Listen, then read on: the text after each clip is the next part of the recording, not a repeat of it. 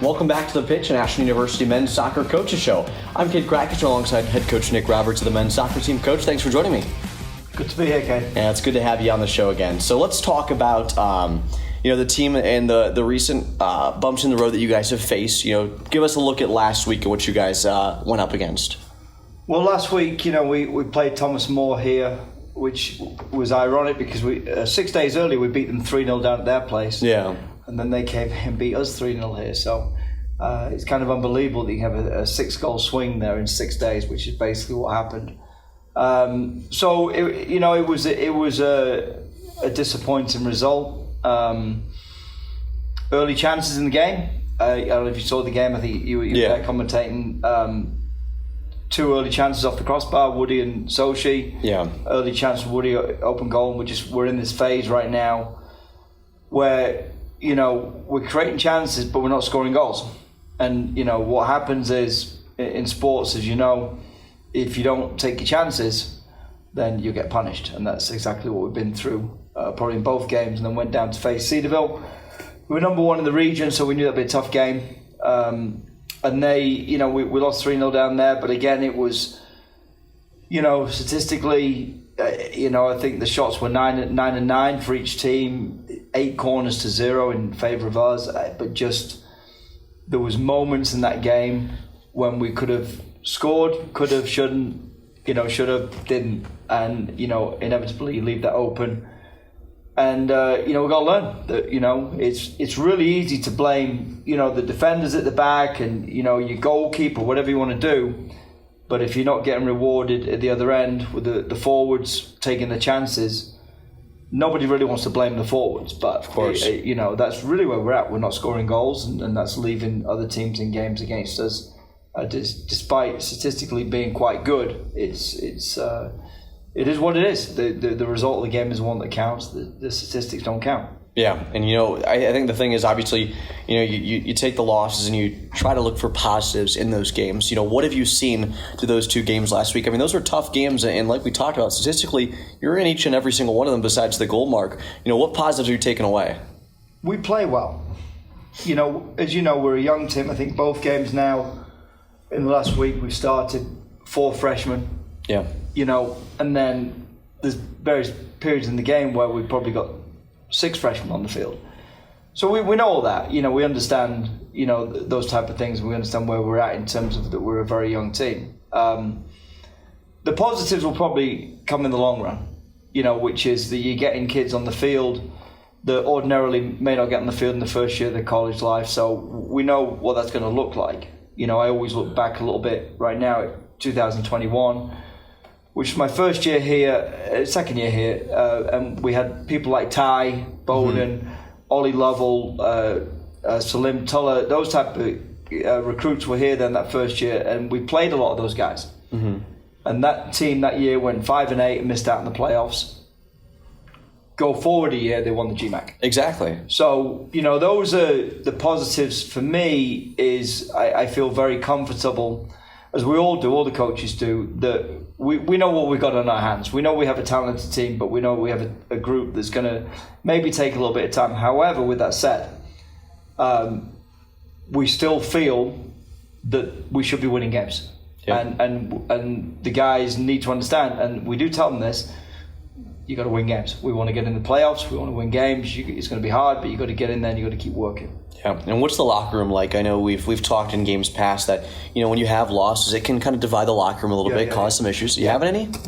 No. They work very hard, and the kids have been great. There's frustrations. There certainly is frustration, which is understandable. Yeah, when you put a lot of work at Cedarville the other day. 90 minutes of really hard work and a couple of chances. There was a couple of calls that really should have gone our way, but they didn't.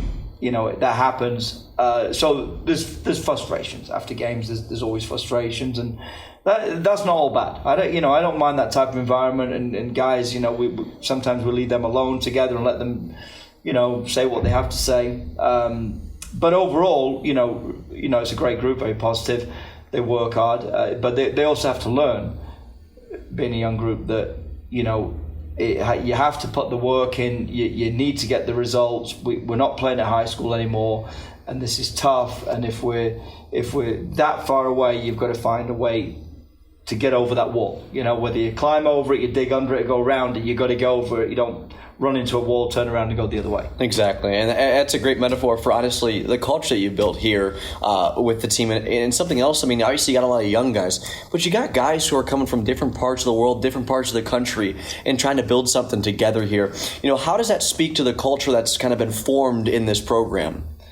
Yeah, I've always, they've always been really good. I mean, all the groups that I've had, since I've been here in the last 4 years, sometimes I mean, like, hey, you guys are just always together, they're always together, it's combo together, they're always good friends. We had our alumni game on Friday night where 25 guys come back. It's awesome.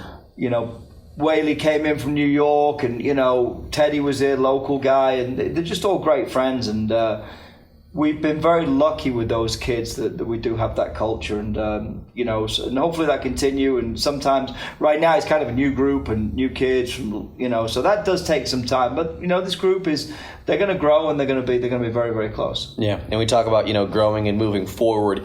Who do you guys have on the agenda this coming week? Well, we're going to go to Northwood on Wednesday, and then we have Lake Erie here on Saturday. If you look at the league, it's really interesting. We're in 8th place out of 11th right now on 2 wins.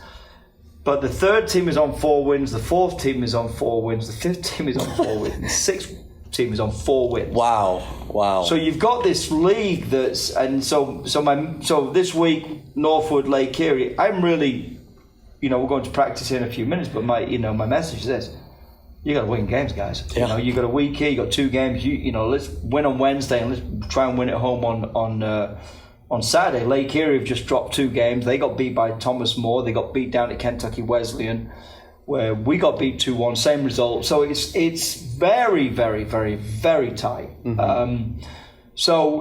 In this week, it's I personally think our backs are against the wall, and I'm like, hey, this is really the week now. You got to get it done, and they have to handle that. It can't just be I can't fluff this stuff up. I'm like, hey, we're at this point now with 6 games left. You got to win the games. Yeah. If you want to get in that 6th spot, we've got to go out there and win games. And lastly, Coach, I think the funny thing is this isn't something new that you've experienced. We talked. I went back and listened to episode 1 of The Pitch, and you said, hey, the goal this year is to start stronger and then finish strong like we have in years past. Yeah. Right now, you're in that spot again where, hey, this is the point of the season in years past where the team has completely shifted and turned around a new cheek. And so, with that being the case, I mean, are you ready to see the boys get going down the stretch of the season? Yeah, I mean, I think they're capable, but again, they've got to fight.